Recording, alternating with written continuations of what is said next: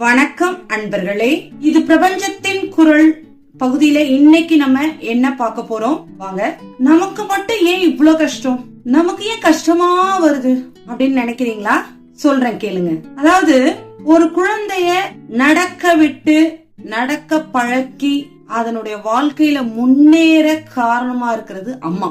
குழந்தைய நடக்க விடுவாங்க, நடக்கிறது கஷ்டம்னு ஒரு அம்மா நினைச்சிட்டா அந்த குழந்தையால நடக்கவே முடியாது. ஆக குழந்தையை நடக்க விட்டு அதை விழாம பாத்துக்கிட்டே இருப்பாங்க.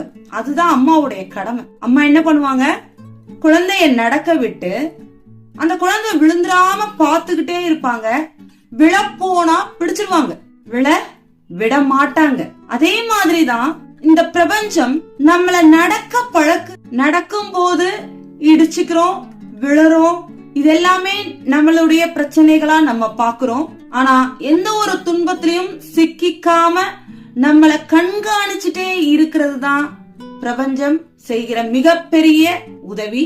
நம்மள வழி நடத்துறதும் பாதுகாப்பதும், நம்ம வாழ்க்கைக்கு உகந்த பாதையில போகாம நம்ம வேற பாதையில போகும்போது சிறு சிறு துன்பங்களை கொடுத்து அந்த பாதையிலிருந்து உங்களை மீட்கதான் இந்த கஷ்டங்கள் வருது. இது மாதிரி பிரபஞ்ச உண்மை பற்றிய நிறைய தகவல்களை தெரிந்து கொள்ள யாவையும் தமிழ் சேனலை சப்ஸ்கிரைப் பண்ணி வச்சுக்கோங்க. நன்றி.